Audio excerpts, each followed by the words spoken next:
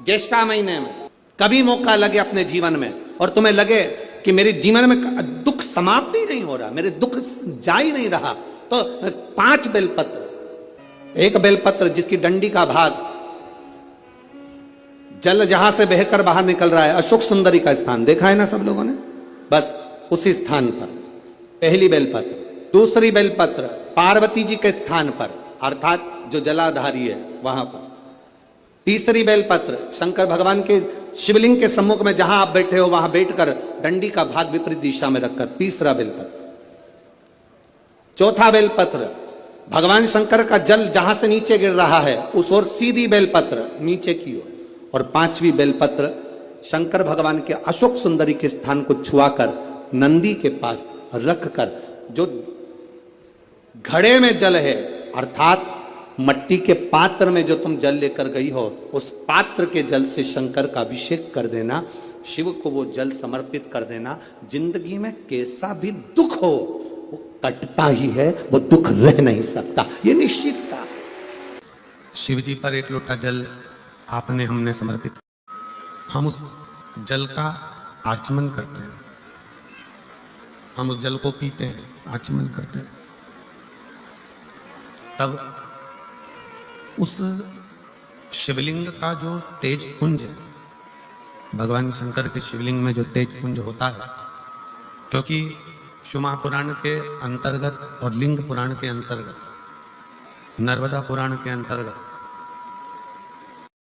हमेशा कही गई है कि चाहे घर में जो शिवलिंग हो वो, चाहे तुम्हारे घर के पास में जो मंदिर हो उसमें जो शिवलिंग हो वो, या 12 ज्योतिर्लिंग, उपलिंग, ये जितने भी शिवलिंग विराजमान हैं, ये जितने भी शिवलिंग विराजित हैं, इन शिवलिंग पर जब हम जल चढ़ाकर उस जल का आचमन करते हैं तो उस शिवलिंग की जो ज्योति होती है, शिवलिंग की जो ऊर्जा होती है, शिवलिंग की जो एनर्जी होती है, शिवलिंग का जो बल होता है, वो बल हमारे भीतर भी उतरता है और हमारे रोगों को निवारण करता जाता है, हमारे दुखों को निवारण करता है,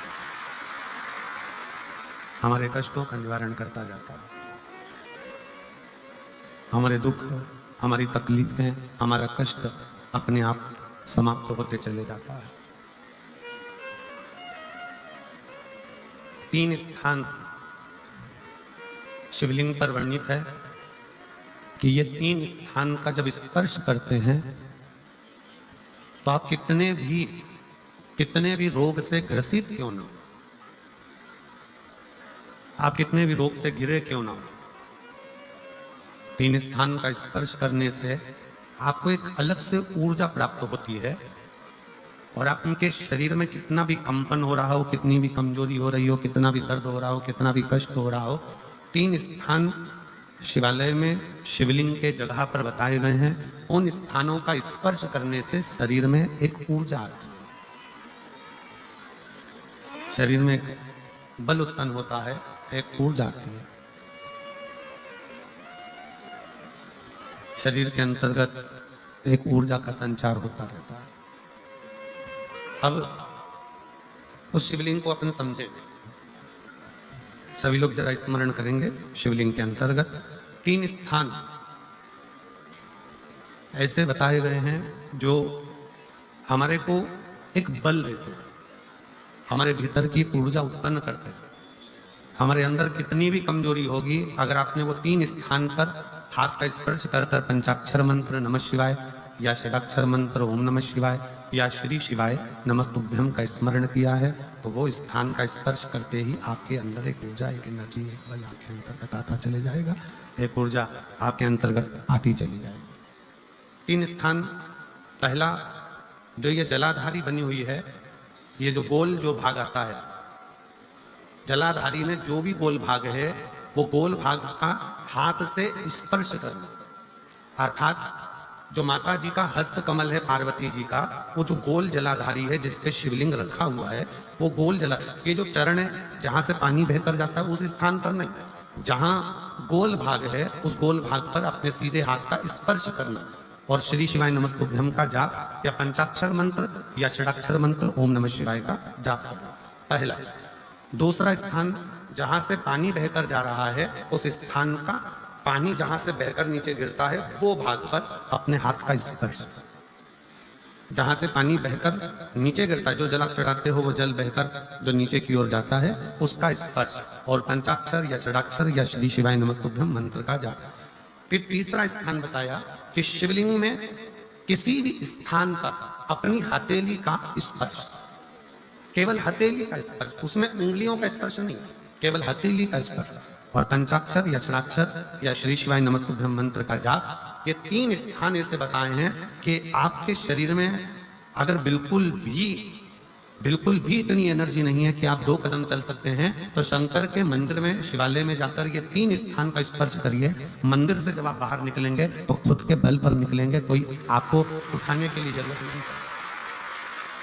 आप स्वयं के बल पर निकल सकते, स्वयं के बल पर आगे बढ़ सकते, स्वयं के बल पर अग्रणी हो सकते, स्वयं के बल पर आप आगे निकल सकते। 3 स्थान है जहाँ व्यक्ति के जीवन के दुख, तकलीफ, रोग, कष्ट अपने आप नष्ट होते चले जाते हैं। तो पहला जो स्थान है वो पार्वती जी का स्थान हस्तकमल, दूसरा कार्तिकेय और गणेश के मध्य में जो अशोक सुंदरी है और कार्तिक गणेश बैठे वहां से जो पानी नीचे की ओर आता है वो स्थान, और तीसरा अपनी हथेली का शिवलिंग का कोई भी स्थान जहां अपनी हथेली का स्पर्श हो जाए वो स्थान। ये 3 जगह हमें बल देती है, हमें ऊर्जा देती है, हमें एनर्जी देती है। मक्खी कबाड़े पर जाकर बैठती है तो उसकी कोई कीमत नहीं होती। मक्खी शक्कर पर जाकर बैठती है, उसकी कोई कीमत नहीं होती। मक्खी सब्जी पर जाकर बैठती है, उसकी कोई कीमत नहीं होती है। पर मक्खी सोना तुल रहा हो, हीरा का केरट निकाला जा रहा हो, और मक्खी सोने पर जाकर बैठ जाए या हीरे का केरट निकल रहा हो उस हीरे पर जाकर बैठ जाए तो मक्खी भी करोड़ों की और लाखों की हो जाती है। मक्खी आप कहां बैठ रहे हो यह आपके ऊपर निर्भर करता है, किस स्थान पर बैठ रहे हो यह आपके ऊपर निर्भर करता है, आप किस जगह पर बैठ रहे हो यह आपके ऊपर निर्भर करता है, किसकी संगति में बैठ रहे हो यह आपके ऊपर निर्भर करता है। आज तारा बाबा जी की कुटिया में बैठे हो ना, तो अपने आप को गौरवान्वित समझना कि आज बाबा की कृपा से शिव कथा में हमारी कीमत बढ़ी है, हम कीमत वाले हो। शिव कथा कर रहे हैं। देवराज नाम का ब्राह्मण बेलपत्री के वृक्ष के नीचे, बेलपत्र के वृक्ष की छांव में उसके प्राण छूट जाते हैं, और उसके प्राण गए देवराज नाम के ब्राह्मण के। जब प्राण चले गए, भगवान देव अधिदेव महादेव भगवान शिव उसको लेने के लिए स्वयं क्यों आए? एक बेलपत्र की छांव के नीचे एक शंकर का शिवालय, देवालय, और एक अपने गुरु की छांव के नीचे, गुरु की शरणागति में। ये 3 जगह ऐसी है जहां व्यक्ति जब जाकर बैठता है तो उसका कल्याण निश्चित होता ही होता है, कल्याण होता है। गुरु के चरणों में जाकर बैठिए, आपका कल्याण निश्चित होगा। शिव के मंदिर में, शिवालय में, शंकर की चौखट पर जाकर बैठिए, आपका कल्याण निश्चित होगा। और बेलपत्र के वृक्ष की छांव में कुछ वृक्ष हमारे सनातन धर्म में, हमारी संस्कृतियों में बताए गए। आंवले का वृक्ष, पीपल का वृक्ष, बट वृक्ष, शमी वृक्ष, बेल वृक्ष, ये कुछ वृक्ष ऐसे हैं जिनकी छांव में बैठने से फल की प्राप्ति होती है। और कहा अगर जीवन में बहुत तकलीफ हो, बहुत कष्ट हो, बहुत परेशानियां चल रही हो, तो एक बार बेलपत्र की छांव में बैठकर, एकांत में बेलपत्र की छांव में बैठकर भगवान शंकर का स्मरण बड़े प्रेम से करा करो। श्री शिवाय नमस्तुभ्यं, श्री शिवाय नमस्तुभ्यं, श्री शिवाय नमस्तुभ्यं, श्री शिवाय नमस्तुभ्यं, श्री शिवाय नमस्तुभ्यं, श्री शिवाय नमस्तुभ्यं। बेलपत्र की छांव में बैठकर जैसे ही देवराज नाम का ब्राह्मण बेलपत्र की छांव में बैठा, बेलपत्र के नीचे जैसे ही बैठा वो बेलपत्र की छांव में, उसके प्राण छूट गए। प्राण छूटे, भगवान शंकर नंदी लेकर आए, भगवान शिव नंदी को लेकर पधारे। और जैसे ही भोले बाबा नंदी को लेकर आते हैं, इसको नंदी के ऊपर बिठाते हैं। ये पूछता है मैंने कौन सा पुण्य करा, अभी जैसे हमने आपसे कहा कि सिरसा वालों का कोई ना कोई पुण्य तो प्रबल है। तारा बाबा जी यहाँ विराज रहे हैं, संत यहाँ विराज रहे हैं, रविदास बाबा तब साधना करे, गुरु नानक देव जी तब साधना करे, तारा बाबा जी तब साधना करे, संतों की भूमि है सिरसा।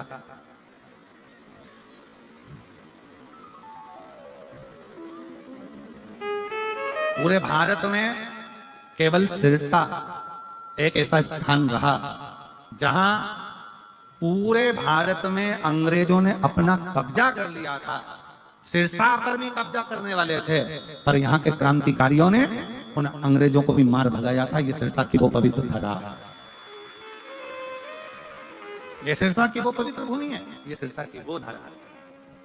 शिव कथा कहती है, भगवान शंकर का संवाद कहता है, शिव महापुराण की कथा का। देवराज ने पूछा, हमने कौन सा पुण्य कराया था? ऐसा पुण्य करा तो करा कौन सा जिस पुण्य के बल पर आज हम नंदी पर बैठकर कैलाश धाम जा रहे हैं? भगवान शंकर ने कहा, तुम्हारी माता ने एक लोटा जल शिव को समर्पित करा था और वो माँ लोटा भर जल चढ़ा। शिव महापुराण के इस सुंदर स्कंद भाग में, कौमार्य भाग में यदि आप पढ़ेंगे तो आपको मिलेगा, शिव जी पे चढ़े हुए जल का आचमन जो व्यक्ति रोज करता है उसकी वाणी सत्य होना प्रारंभ हो जाता है। शंकर भगवान के बेल वृक्ष की, बेलपत्री का अगर कोई वृक्ष है तुम्हारे घर में, बेलपत्री का यदि कोई पौधा है, बेल वृक्ष है तुम्हारे घर के अंदर, तुम्हारे घर के बाहर कोई बेलपत्री का पौधा है, कोई मंदिर के बाहर बेलपत्री का पौधा है या बेलपत्री का वृक्ष है, कोई व्यक्ति यदि दुनिया के लोगों ने कह दिया कि तुम्हारी प्रॉपर्टी का ये केस चल रहा है, जमीन का ये केस चल रहा है और ये निपट नहीं रहा, तुम्हारे प्लाट पर, तुम्हारी जमीन पर, तुम्हारी दौलत पर, किसी चीज पर किसी ने अपना हक जता दिया, कोई केस चल रहा है, कानूनी कार्रवाई चल रही है, अगर वो व्यक्ति प्रतिदिन बेलपत्री के वृक्ष के नीचे जाकर एक लोटे में थोड़ा सा जल लेकर 3 बार उस जल को थोड़ा थोड़ा कर कर छोड़े और उसी बेलपत्री के नीचे की मिट्टी को अपने मस्तक पर चंदन की तरह लगाना प्रारंभ करे, 1.5 से 2 महीना कर कर देख ले, उसका केस धीरे धीरे सुलझना प्रारंभ होता है, उसे विजय प्राप्त होना। बेलपत्री के वृक्ष की साधना करा करो, कभी कभी करा करो। तुम माताओं से मेरा निवेदन और मेरी जीजियों से, जीजाओं से, मेरी बेटियों से, बेटाओं से, मेरे बुजुर्ग माँ बाप से निवेदन करो, बेलपत्र के वृक्ष की साधना फल जरूर देती है। से बेटियों से, बेटाओं से, मेरे बुजुर्ग माँ बाप से कुछ मत करो तो बेलपत्री के वृक्ष के नीचे भी आप लोटा भर के जल लेकर जा रहे हो तो 3 बार थोड़ा थोड़ा सा जल शिव जी को चढ़ाओ और चढ़ाया हुआ जल जब गिर जाए तब थोड़ी सी मिट्टी को सिर पर लगाओ, बाबा से अपने मन की भाव कहो, श्री शिवाय नमस्तुभ्यं, श्री शिवाय नमस्तुभ्यं, श्री शिवाय नमस्तुभ्यं, श्री शिवाय नमस्तुभ्यं। बाबा को अपने मन का भाव कहो। दुनिया में किसी की सामर्थ्यता नहीं है कि तुमको नीचे दबा दे। जिसके मस्तक पर बेलपत्री की लकड़ी का चंदन शिव को लेपित कर कर यदि मस्तक पर लगता है, कोई बेलपत्री का वृक्ष यदि सूख जाता है, उसकी जो लकड़ी होती है उसका चंदन भी हम शिव को लगाकर अपने मस्तक पर लगाते हैं, या बेलपत्री के वृक्ष के नीचे की मिट्टी को भी यदि हम त्रिपुंड बनाकर सिर पर चढ़ाते हैं तो दुनिया में किसी की सामर्थ्यता नहीं है कि तुमको हरा दे, तुमको विजय प्राप्त होती है, विजय मिलता है।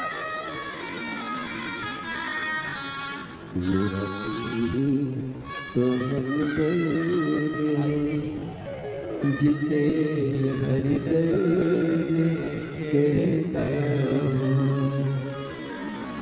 किसी की सामर्थ्यता नहीं हो सकती।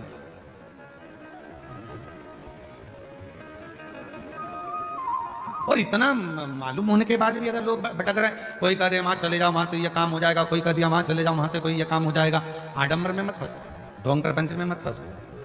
दुनिया में किसी की हिम्मत नहीं है, किसी की सामर्थ्यता नहीं है कि तुम्हारे दुख को काट दे। तुम्हारा दुख तुम खुद काटोगे, कोई नहीं काट सकता। अपनी मेहनत अपने को करना है, अपना परिश्रम अपने को करना है, अपना दुख अपने को काटना है। हमने पहले भी कथा में कहा, अपने को खांसी आई अपने को खांसना है, अपने को छींक आई अपने को छींकना है। किसी की सामर्थ्यता नहीं है कि कोई दुख काट दे, खुद काटोगे। और खुद दुख कैसे काटोगे? एक लोटा जल, बोल बम का नारा है, श्री शिवाय हार। बस अपना भाव, अपना विश्वास, अपनी दृढ़ता को बढ़ाओगे, धीरे धीरे दुख कटता जाए। वाणी सिद्ध हो जाती है। जिसने प्रतिदिन भगवान शंकर पे चढ़े हुए जल का आचमन करा है, उसकी जिह्वा सिद्ध हो जाती है। जिसने रोज शिव पे चढ़ी हुई बेलपत्री का एक छोटे से छोटा अंश भी प्रतिदिन अपनी जिह्वा पर लिया है, खाया है, उसकी जिह्वा सिद्ध हो जाती है। जिह्वा सिद्ध। क्यों गुरु जी, इसका कोई प्रमाण मिलता है क्या कि जिसने बेलपत्री खाई हो और उसकी जिह्वा सिद्ध हो गई? जिसने शिव जी का जल पिया हो और उसकी जिह्वा सिद्ध हो गई हो?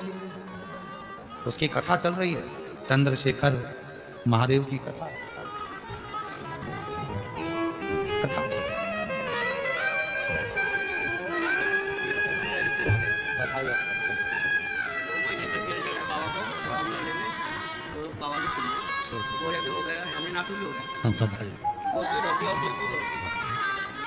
बाबा जी कह रहे हैं, मेरे बेटे का जॉब सरकारी नहीं लग रहा था, पुणे की कोर्ट में स्टेनोग्राफर के पद पर नियुक्त हो गया। बाबा ने जेब भी भर दी और मेरी बहू की गोद खाली थी, वो गोद भी भर दी। बाबा ने शिव पर चढ़े हुए जल पीने से जिह्वा सिद्ध हो जाती है। हमें सिद्ध करने का कोई मंत्र नहीं आता, हमें कोई साधना नहीं आती, हमें कोई व्रत नहीं आता, हमें कोई तप नहीं आता। लोग कहते हैं इस मंत्र को सिद्ध कर लो, लोग कहते हैं रुद्राक्ष को सिद्ध कर लो, लोग कहते हैं इसको सिद्ध कर लो, लोग कहते हैं उसको सिद्ध कर लो। हम कहते हैं कुछ मत करो, शिव जी पे चढ़े हुए जल को पीना प्रारंभ करो। रोज शंकर जी पे चढ़े हुए थोड़ा सा जल आचमन करना प्रारंभ कर दो। प्रतिदिन एक दिन भी खाली नहीं जाना चाहिए। एक ना एक दिन तुम्हारी जिह्वा सिद्ध हो जाएगी। तुम जिससे जो कहोगे वो अपने आप काम होना प्रारंभ हो जाएगा। जिह्वा मेरा तू ही तो हमदर्द है, जिसे हर दर्द कहता हूं। मेरा तू ही तो हमदर्द है, जिसे हर दर्द कहता हूं। जिह्वा सिद्ध हो।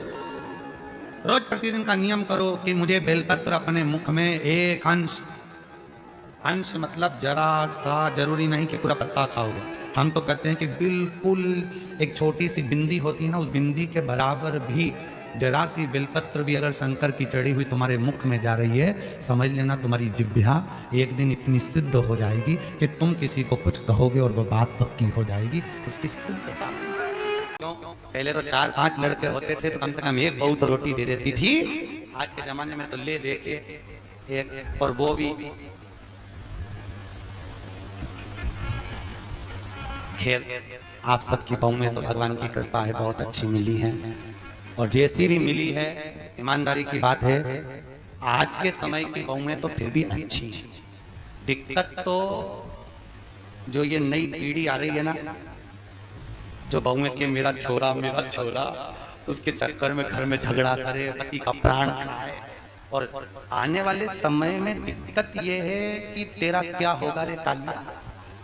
ये जो नई पीढ़ी, नई जनरेशन जो हो रही है, अब इनको क्या होना। अभी तक तुम लोग तो निभा रही हो और तुम्हारी बहू भी तुम्हें निभा रही है, कोई दिक्कत नहीं। पर इसीलिए कभी कभी बहुओं से कहती करो हमारी तो निप गई रे बेटा, अब तेरा क्या हो। हमारी तो गई।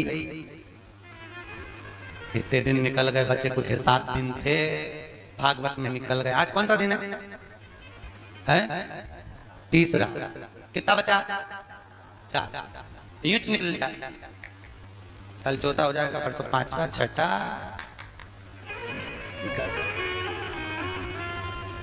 अब कई कर तो तुम तो कभी कभी बहुओं को कह दिया करो हमारी तो निकली गई, बचपन गंवा दिया, जवानी निकल गई, शरीर बुढ़ापा आ गया, 2 रोटी खाएंगे, कहीं पे भी पड़े रहेंगे, राम गुण गाएंगे, कोई भी दे देगा री बेटा।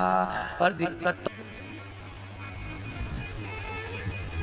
आजकल के बच्चे इतने प्रश्न करते हैं और प्रश्न माँ से नहीं करते जितने दादी से करते हैं। सबसे